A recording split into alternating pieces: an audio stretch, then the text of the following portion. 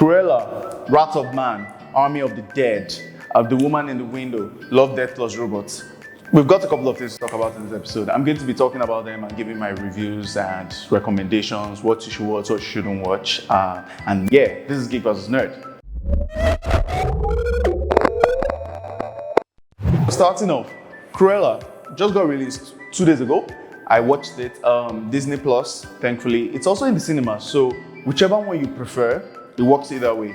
So when I first saw the trailer for Cruella, right, it looked like another Disney property that Disney was just trying to milk, you know, something that we watched as kids from the 101 Dalmatian dogs that had Cruella as the antagonist and all of that. I mean, I was happy to see her die. I was really.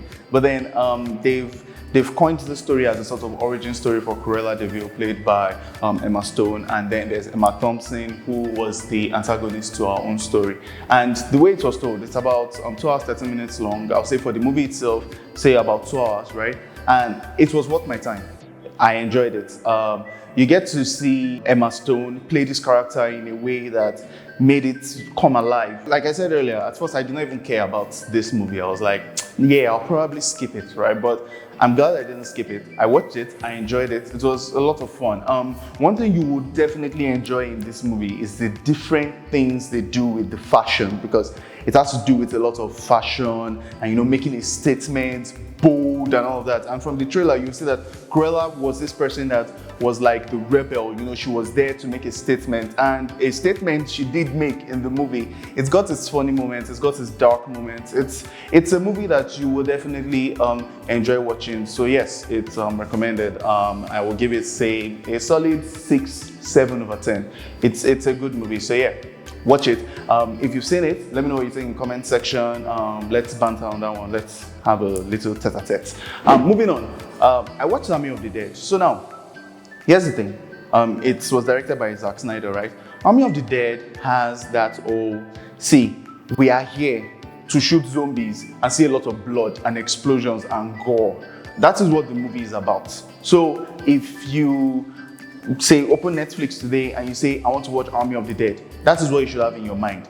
If you are looking for anything beyond that, beyond those things that you saw in the trailer, because they tried to do a bit of that in the movies and they failed horribly at it. So if you're looking for a movie where it's just about the action and the blood and the gore and the shooting, then yes, this movie is for you. Honestly, when it comes to that, the reason why I will go into this movie, I'll give it a solid 8 over 10 because it delivered on those things, you know, the shooting and the I mean, that's why we watch movies like this. It's like Fast 9, for example. Now we have John Cena saying he's Vin Diesel's brother, he's playing Vin Diesel's brother, and now we are seeing the cars going to space and all that. You know, for that Fast 9 coming out on the 9th of June.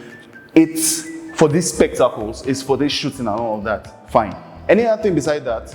No. It failed terribly at it. They tried to do something else that, nah, just look away. Don't even just roll your eyes and look away and watch it for what it is. A gory fest, and that's it. A gore fest. That's what it is. Batista he plays a much more funny role. You know, he plays his funny roles better as Drax than he would play an emotional role like they tried to make him play in this movie. So no emotions, no backstory, no nothing. See, we came here for the violence. I'm a war. I'm a fight. I'm in Gaboski.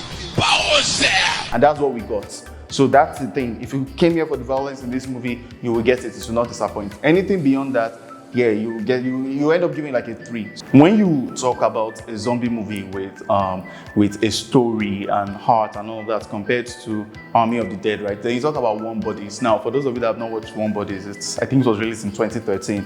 It stars Nicholas Hoult. So it talks about the zombies and how they are finding their way back to humanity and all of that. And it's a romantic comedy at the heart of it, and it's a beautifully well-written, well-told one. You understand? But that is not what Army of the Dead is. Army of the Dead is we carry gun, we find zombies, we shoot them, we shoot zombie tiger, we just shoot everybody and their mother. That's what Army of the Dead is. Moving on, we have The Woman in the Window. Now, The Woman in the Window deals with our character who is agoraphobic, that she's scared of going outside and all that. Now, this happens to be like an extra, like it's an effect of a trauma in her past. So this is some sort of PTSD thing, right?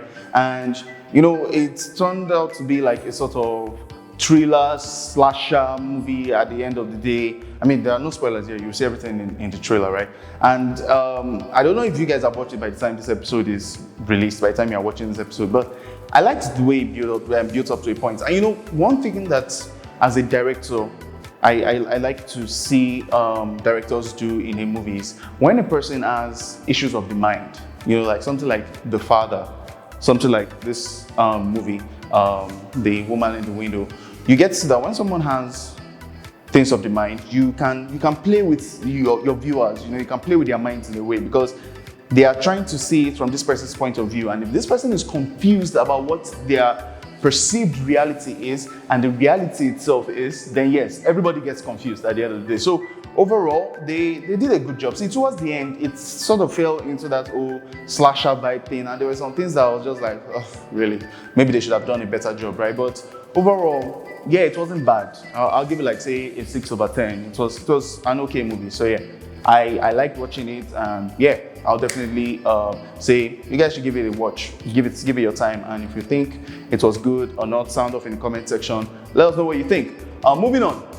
Love, Death Plus Robots. It got released 2 weekends ago, right? So, you know, Love, Death Plus Robots is an anthology series, and I think that is where it shines because you get to see different stories, different animation styles, right? Some people, like by now, some people have seen it, maybe many of you have seen it, and some are of the opinion that it should have been better. Season 1 was better, but you have to understand this. Some of the episodes in season 2 could have easily made it into season 1 because it's an anthology series. So even though there's an overarching theme, like Love, Death Plus Robots is all about that futuristic vibe. At the same time, Love, Death Plus Robots is single, isolated stories talking about different things in possible futures. You know, like there are different episodes. There's that episode where the woman's household equipment went all rogue on her, and then all of them went all rogue on her. That was funny. I liked it. There's some episodes that I saw that I was like, okay. There was one I even saw that it felt incomplete because, you know, Love, Death Plus Robots is, you know, short. So one, even though it was about, I think,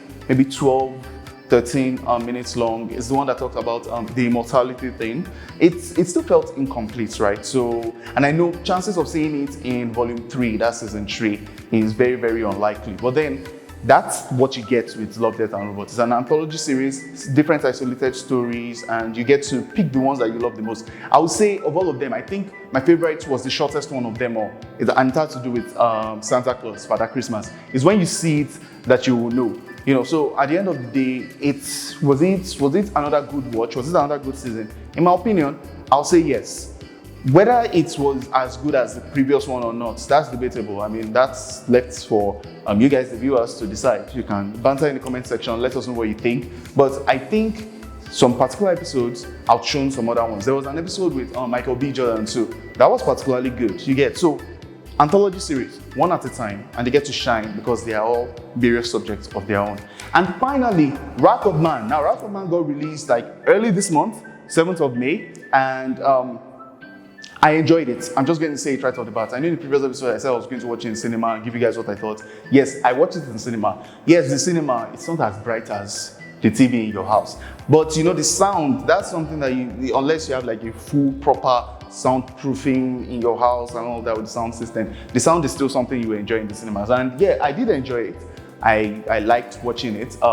It's at the heart of it, from the trailer, you can see that it's a revenge story, right? But I'll tell you, after watching it, I can say for a fact that most of what we saw in the trailer was just like maybe 15% of the movie. I mean, we did not even see okay, like something I'll tell you, one of the reasons why I enjoyed Infinity War as a feature film was because it was a Thanos story, a villain story, right? And it was told well. So in this movie, Guy Ritchie actually found a way to explore the story of the bad guys, the story of the antagonist. So we don't get to see any of that in the trailer, right? And you get to see all of this in the movie itself. He even split it into chapters, and the final chapter was actually the funniest. Just remember these 4 lines, or these 4 words.